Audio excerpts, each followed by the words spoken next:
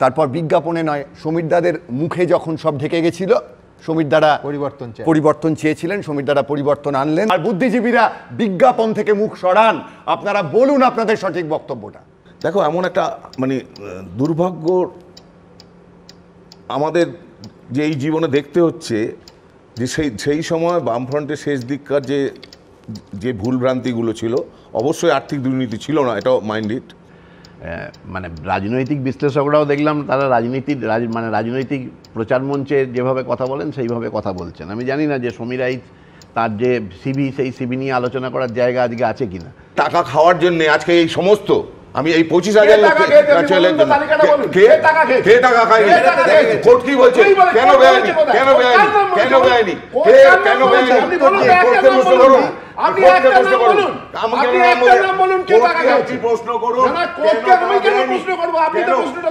যারা টাকা খেয়েছেন জেলে আছেন।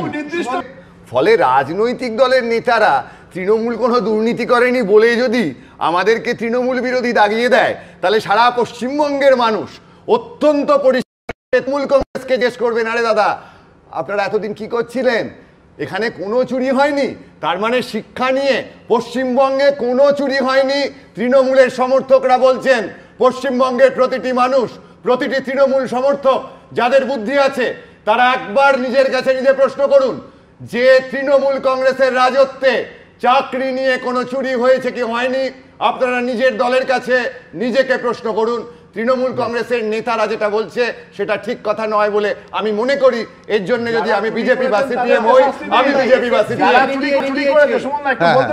আপনি ওদের আক্রান্ত বলছেন, আমি তো ব্যক্তিগতভাবে আক্রান্ত মনে হচ্ছে। মানে না কেন আপনি একে আক্রমণ করেছে?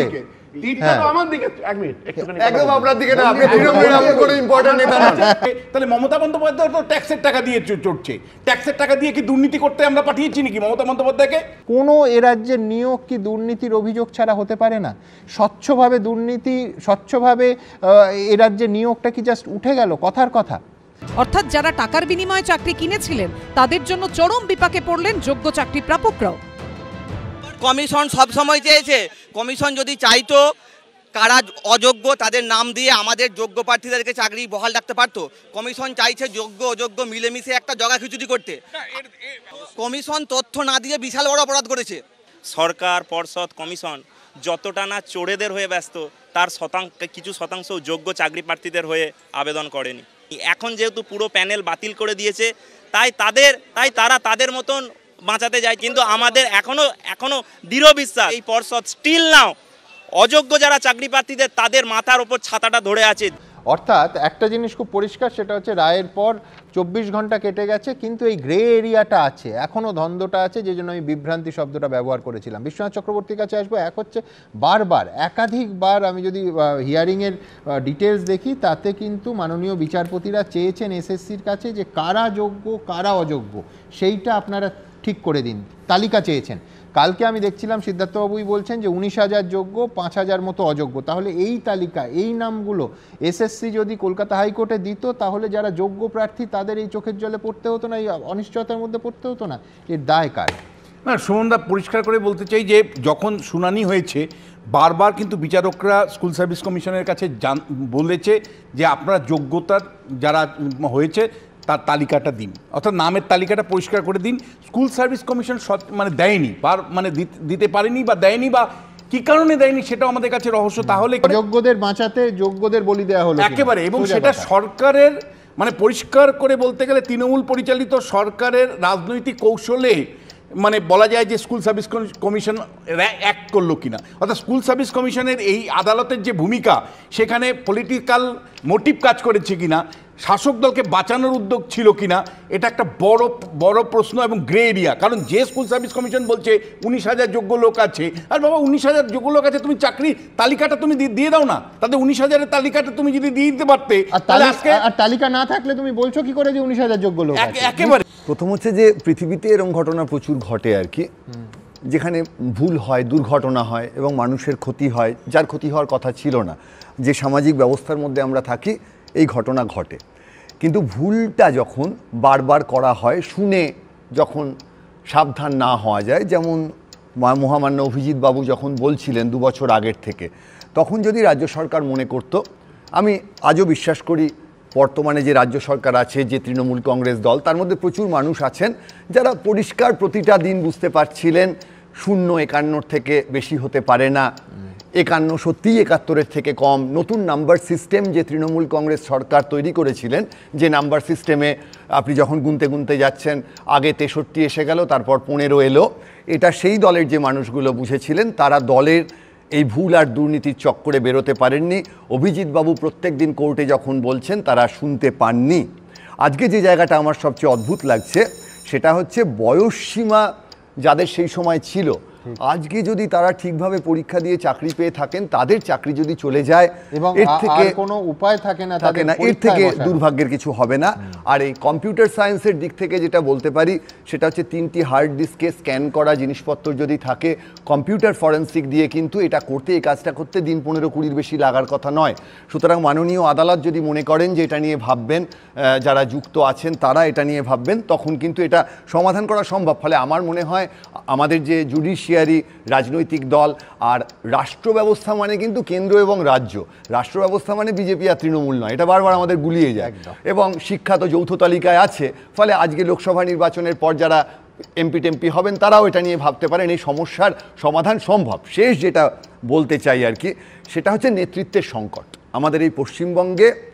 ঠিক যখন আর কি সিঙ্গুর আন্দোলন, যখন বুদ্ধবাবু ঠিক ডিসিশন নিতে পারছেন না, রাস্তা আটকে থাকলে তাদের তুলবেন কি তুলবেন না, সেখান থেকে পশ্চিমবঙ্গের মানুষ যে নেতৃত্বের সংকট দেখেছে, তারপর বিজ্ঞাপনে নয়, সমীর দাদের মুখে যখন সব ঢেকে গেছিল, সমীর দাদা পরিবর্তন চেয়েছিলেন, সমীর দাদা পরিবর্তন আনলেন।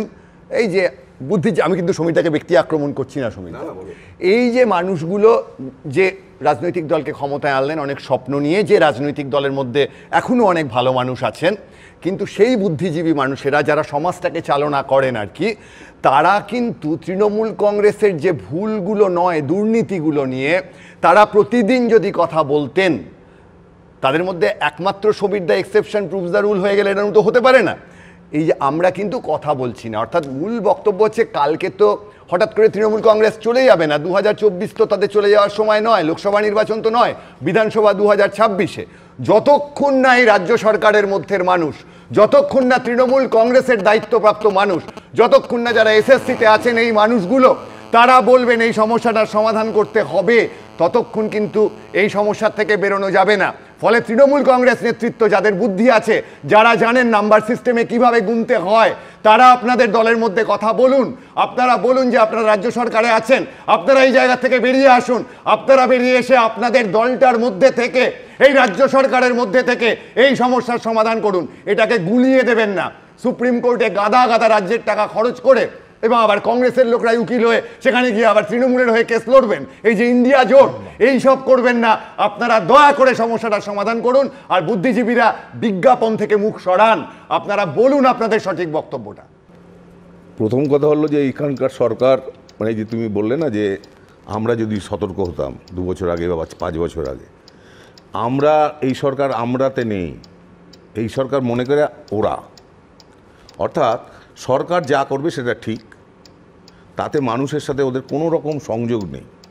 দ্বিতীয় কথা, দেখো আজকে আমরা সব কথা বলছি যে সত্যি সত্যি তো যাদের চাকরিটা গেছে, সে হতে পারে সে টাকা দিয়ে গেছে, আরেকজন হয়তো যোগ্য প্রার্থী, কে বলবে যে সেই যোগ্য প্রার্থীরাও যে টাকা দেয়নি, কে বলতে পারে? তার কারণ প্রত্যেকেই বুঝে গেছে, বাংলার ছেলেমেয়েরা যারা চাকরি প্রার্থী, যে এ রাজ্যে তোমার শিক্ষাগত যোগ্যতা যাই থাকুক ভাই, তুমি পরীক্ষা দিলেও তোমাকে টাকা না দিলে তুমি ঢুকতে পারবে না। এটা হলো প্রথম কথা। দ্বিতীয় কথা, শুভময়দা যেটা বললেন, এ তো আমার মনের কথা, দীর্ঘদিন আমার মনের মধ্যেই প্রশ্ন উঠছে, এবং সাধারণ মানুষের কাছে প্রশ্ন এইটা সবসময় ঘোরাফেরা করে, এবং আমাকে জিজ্ঞাসা করে ব্যক্তিগতভাবে, যেই কারণ ওই সময়টা যেহেতু আমাদের মুভমেন্ট এতটাই ছিল। দেখো, এমন একটা মানে দুর্ভাগ্য আমাদের যে এই জীবনে দেখতে হচ্ছে, যে সেই সময় বামফ্রন্টের শেষ দিককার যে ভুলভ্রান্তিগুলো ছিল, অবশ্যই আর্থিক দুর্নীতি ছিল না, এটাও মাইন্ড ইট। মানে রাজনৈতিক বিশ্লেষকরাও দেখলাম তারা রাজনৈতিক প্রচার মঞ্চে যেভাবে কথা বলেন সেইভাবে কথা বলছেন। আমি জানি না যে সমীর রাইত তার যে সিবি, সেই সিবি নিয়ে আলোচনা করার জায়গা আজকে আছে কিনা। সমীর রাইজ কি করেছেন না করেছেন সেটা পরবর্তী, সেটা খুব আজকের দিনের আলোচনার মুখ্য বিষয়। আমি বলছি সেটা সমীর রাইচের থেকেও আমার মনে হয় তৃণমূল ভালো জানে। আমি তো ওই পরিবর্তন অত বড় সমীর রাইচের মুখ থাকতো নাকি আলোচনায়? সমীর রাইচের ওই যে অংশটা যেটা উনি কি করেছেন, উনি পরবর্তীকালে কি করেছেন, 8 মাসের এইসবের কথাগুলো, এগুলো খুব একটা প্রাসঙ্গিকতা নেই। খুব আশ্চর্য লাগলো যে প্রথম 3 জন যারা বললেন তারা কেউ কিন্তু এই রায়টাকে ছুঁয়ে গেলেন না। মানে রায়টা যে গুরুত্বপূর্ণ, রায়টার কি মানে ঠিক দিক, ভালো ঠিক ভুলের জায়গাগুলো, সেগুলোকে কিন্তু তারা ছুঁয়ে গেলেন না। পক্ষান্তরে রাজনৈতিক বিশ্লেষক দুজন, আমার তো খুব আশ্চর্য লাগলো, এ তো একবারে মানে শুভেন্দু অধিকারী বিরোধী দলনেতার বয়ানে তারা কথা বলছেন, মানে অর্থাৎ সরাসরি আঙুলটা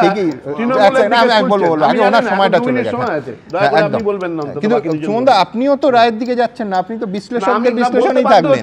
যে যখন লক্ষ্মীর ভান্ডার নিয়ে কথা হবে তখন কেউ বলতে পারে তৃণমূল, আমি হয়ে গেলাম তৃণমূল। যখন অভিজিৎ বাবু একেবারে সঠিক রায় দিয়েছেন বলবো, তখন যদি তৃণমূল বলে আমি বিজেপি। আজকে যখন প্রশ্ন হবে যে এতদিন ধরে কেন্দ্রীয় সংস্থাগুলো কি করছে, বিজেপি চটে গিয়ে বললো এই বেটা তুমি সিপিএম, আমি সিপিএম। এই যে পারসেপশনটা তৈরি করা হচ্ছে তৃণমূলকে নিয়ে, আপনি যারা চুরি করেছে তাদের বিরুদ্ধে ব্যবস্থা মানে এক সেকেন্ড যারা চুরি করেছেন তাদের মধ্যে কেউ তৃণমূল নেই, যারা জেল খাটছেন। আপনি পার্থ চট্টোপাধ্যায়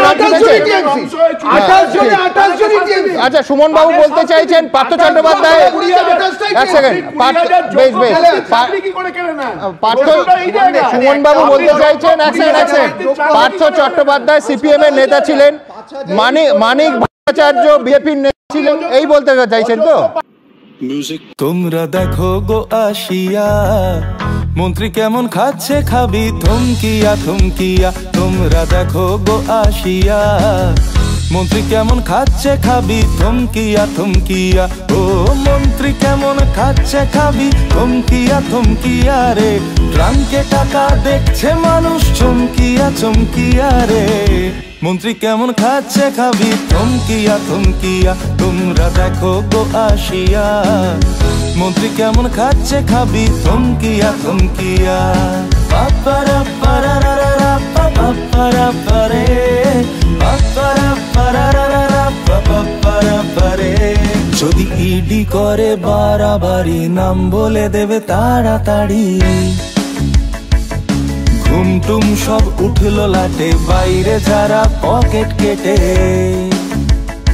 এই 500 দিনের আন্দোলনের রোদ ঝড় আর জলেতে, চাকরি চাওয়া ভাই বোনেদের ধনুক ভাঙা পনেতে, মন্ত্রী কেমন খাচ্ছে খাবি থমকিয়া থমকিয়া, তোমরা দেখো গো আসিয়া মন্ত্রী কেমন খাচ্ছে খাবি থমকিয়া থমকিয়া, ও মন্ত্রী কেমন খাচ্ছে খাবি থমকিয়া থমকিয়া রে, ট্রাঙ্কে টাকা দেখছে মানুষ চমকিয়া চমকিয়া রে, মন্ত্রী কেমন খাচ্ছে খাবি থমকিয়া থমকিয়া।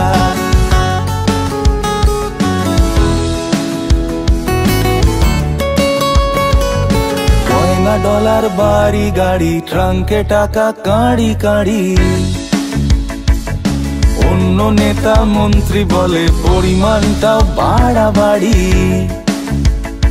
ওই ধর্মতলায় উঠবে স্লোগান চাইবে জবাব মানুষে, কারা যেন পালিয়ে গেল উন্নয়নের ফানুষে, এদিকে মন্ত্রী ওঠে চমকিয়া চমকিয়া, তোমরা দেখো গো আসিয়া মন্ত্রী খাচ্ছে খাবি থমকিয়া থমকিয়া, ও মন্ত্রী কেমন খাচ্ছে খাবি থমকিয়া থমকিয়া রে, ট্রাঙ্কে টাকা দেখছে মানুষ চমকিয়া চমকিয়া রে, মন্ত্রী কেমন খাচ্ছে খাবি থমকিয়া থমকিয়া, তোমরা দেখো গো আসিয়া মন্ত্রী কেমন খাচ্ছে খাবি থমকিয়া থমকিয়া। পাপারা পারা